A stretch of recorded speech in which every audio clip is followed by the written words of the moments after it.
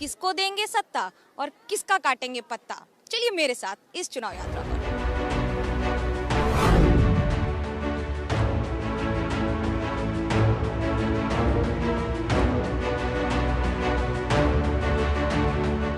बाराबंकी आए और खजला नहीं खाया, ऐसा नहीं हो सकता। अब खजले की खासियत यह है कि आपको ऐसे अखबार के ऊपर मीठा मिलेगा और इतना मीठा कि आप चीनी को भूल जाएंगे। क्या खासियत है खजला की, कैसे बनता है और कैसे बाराबंकी की पहचान है?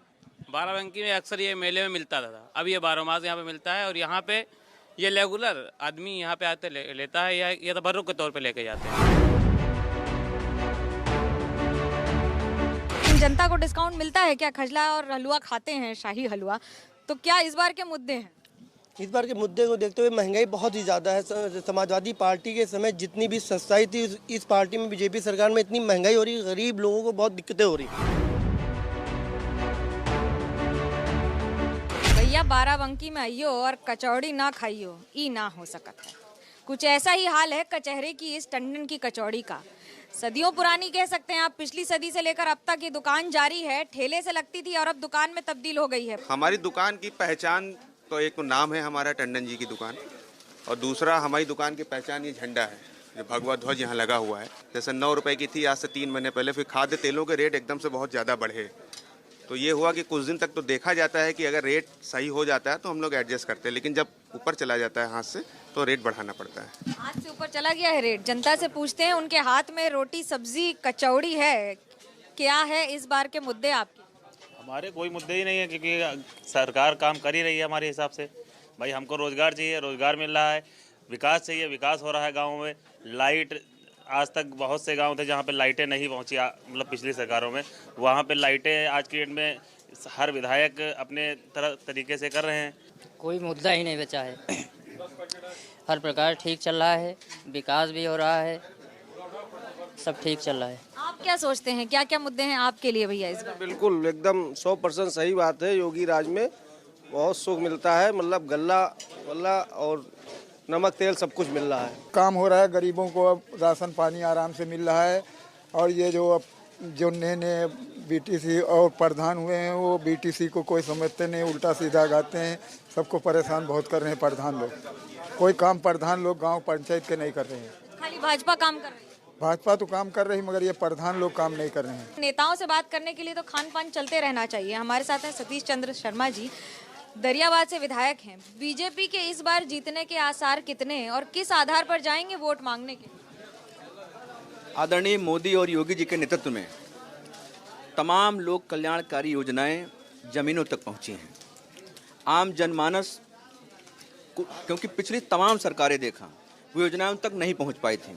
आज वो विश्वास है मोदी पर, योगी पर और उनकी योजनाओं पर, और मुझे लगता है कि एक बड़े बहुमत से आने वाले समय में 2022 में हम लोग जीतने जा रहे हैं। बहुमत की बात कर रहे हैं, यही बात तो अखिलेश यादव कह रहे हैं। वो कह रहे हैं हमें बहुमत मिलेगा, हम पूरी तरह तैयार है, विपक्ष की राजनीति आगे बढ़ेगी, सत्ता में आएंगे। 2017 में भी यही कह रहे थे, 2019 में भी उन्होंने यही कहा था, लेकिन जनता उनके साथ नहीं है। बाराबंकी जिले की 6 विधानसभा सीटों में से 4 पर बीजेपी का कब्जा है, 2 पर समाजवादी पार्टी। बात करने के लिए हमारे साथ है राजन सिंह जी। कितना भरोसा है इस बार कि 6 की 6 पर समाजवादी का ही परचम लहराएगा? 2012 के चुनाव में माननीय अरविंद कुमार सिंह गोप जी के नेतृत्व में यहाँ पे चुनाव लड़ा गया था, और इस बार 2022 में माननीय अरविंद कुमार सिंह जी पूरे जनपद के 6 के 6 विधानसभा में कार्यकर्ताओं के बीच में जाते रहे हैं, और हमको उनकी मेहनत के ऊपर ये विश्वास और भरोसा है कि 2012 का जो इतिहास था वो पुनः बाराबंकी जनपद में दोहराएगा और 6 की 6 सीटों पर समाजवादी पार्टी का परचम लहराएगा।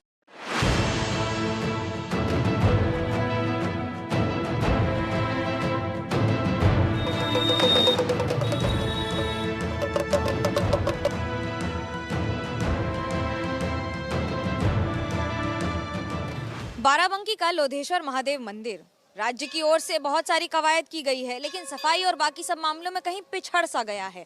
मैं इस समय हूँ उसी मंदिर में और बात करेंगे उन लोगों से जो यहाँ रोज आते जाते हैं, कई बार आते जाते हैं दर्शन करने के लिए, निवासी हैं बाराबंकी के। क्या बदला है आपके लिए और इस बार चुनाव के लिए क्या होंगे आपके मुद्दे? पहला मुद्दा तो संतुष्ट तो है, बराबर संतुष्ट है, लेकिन पहला मुद्दा तो मेरे लिए यही है कि बेरोजगारी बहुत ज़्यादा बढ़ चुकी है और महंगाई बहुत ज़्यादा हो चुकी है। पेट्रोल और डीजल के दाम इतने ज़्यादा बढ़ गए हैं कि अब सब्जियों पे भी उसका असर दिखने लगा है। और बेरोजगारी में ऐसा है कि अभी परीक्षाएं होती हैं, परीक्षाओं में पेपर लीक हो जाता है और पेपर लीक के बाद फिर वो परीक्षा जो अभ्यर्थी होते हैं वो इतने साल तक तैयारी करते हैं, उनका पूरा साल बर्बाद हो जाता है। आप यहाँ रहते हैं, कैसे देखते हैं बाबा के मंदिर में कोई परिवर्तन आया है? जी, परिवर्तन तो आया है, लेकिन मेरा जो मुद्दा है वो विकास का मुद्दा है। मैं सोचा करता हूँ कि अब विकास होगा, लेकिन विकास नहीं हो पा रहा है। हमारे लिए सबसे बड़ा मुद्दा ये है कि ये जो एरिया है वो लखनऊ के जस्ट बगल लगता है, लखनऊ राजधानी है, तो ये तो वही बात होगी चिराग तले अंधेरा। आप राजधानी में डेवलपमेंट तो कर रहे हैं आप, लेकिन आप उसके बगल में जो इतना बड़ा जो ये तीर्थ स्थल है, अब यहाँ पर आप कुछ नहीं दिखा रहे हैं। आप यहाँ पर अभी भी आप देखेंगे रोड्स पे, तो अभी मैं आ रहा था तो हम लोग की गाड़ी का एक्सीडेंट हो गया, हम लोग की गाड़ी रोड पे गिर गई क्योंकि गन्ना ओवरलोडेड ट्रक जा रही थी, तो गन्ना सब जमीन पे पड़ा हुआ है, कोई देखने वाला उसको नहीं है। युवाओं के लिए क्या होंगी चुनौतियाँ? युवाओं के लिए चुनौती होगी उनका एजुकेशन सिस्टम। जैसे कि हम लोग के पास सामने एक बहुत बड़ा उदाहरण है कि दिल्ली में कैसा एजुकेशन सिस्टम हो रहा है। वहाँ के टीचर्स को कैम्ब्रिज यूनिवर्सिटी भेजा जा रहा है, प्रिंसिपल को कैम्ब्रिज यूनिवर्सिटी वहाँ पे ट्रेनिंग के लिए भेजा जा रहा है। यहाँ पे जो आज की सरकार है वो हाँ रिलीजियस पर्पज से, जैसे आपको काशी विश्वनाथ कॉरिडोर हो गया, अयोध्या मंदिर हो गया, काफ़ी डेवलपमेंट मंदिरों के रूप में होता आ रहा है, पर जैसे महादेवा पे भी ध्यान देना चाहिए। ये सब भी मतलब उत्तर प्रदेश की पहचान है, देवा और महादेवा उत्तर प्रदेश की पहचान है। पर मेरा शिकायत सिर्फ गवर्नमेंट से ये है कि एजुकेशन सिस्टम को केजरीवाल मतलब दिल्ली की गवर्नमेंट से कंपैरिजन करना चाहिए।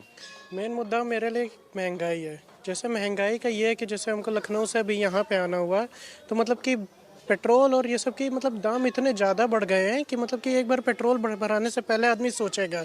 मेरा मुद्दा एजुकेशन का है। जैसे कि हम लोग लखनऊ से सटे हुए हैं, तो लखनऊ में जो सुविधाएं मिलती हैं बच्चों को, वो यहाँ के बच्चों को नहीं मिल पाती हैं।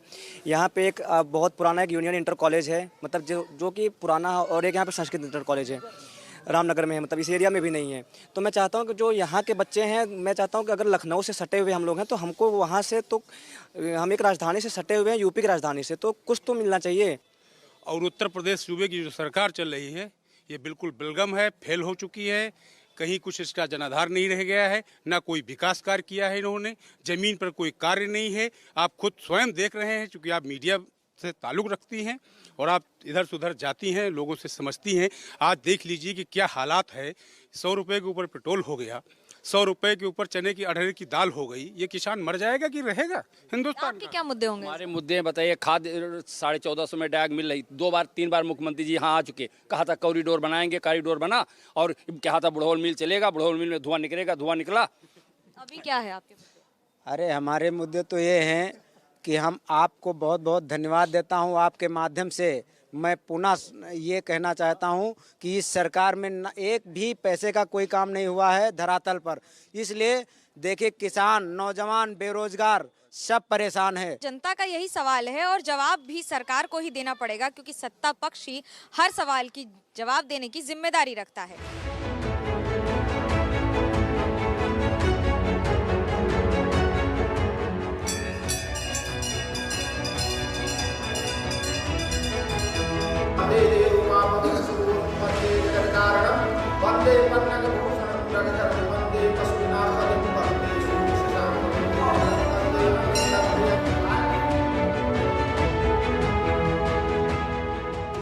बाराबंकी का बाबा महादेव का लोधेश्वर मंदिर, इस मंदिर को सदियों से जाना जाता है अपने प्रताप के लिए। इस पर बात करने के लिए हमारे साथ हैं तिवारी जी। ये बताइए, कितने वर्षों पुराना मंदिर है और क्या मान्यता है इस मंदिर? इस मंदिर की मान्यता आप समझ लीजिए सोमनाथ से कम नहीं है। और ये जो लोधेश्वर बाबा हैं, इनका पूजन चारों युगों में हुआ है। सतयुग में ये 12 भगवान से पूजित हैं, त्रेता में लौकुश से पूजित हैं, और द्वापर में पांडवों सहित भगवान कृष्ण से पूजित हैं, जिन्होंने पारिजात के पुष्पों से इनकी पूजा की।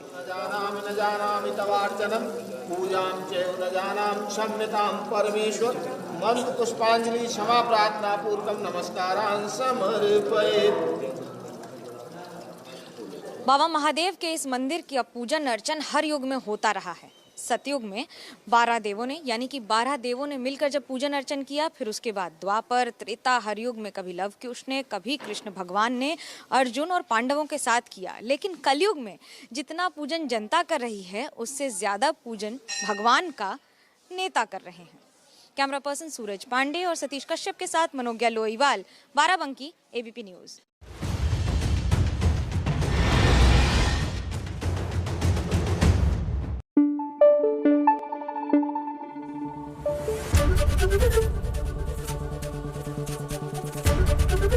एबीपी न्यूज आपको रखे आगे।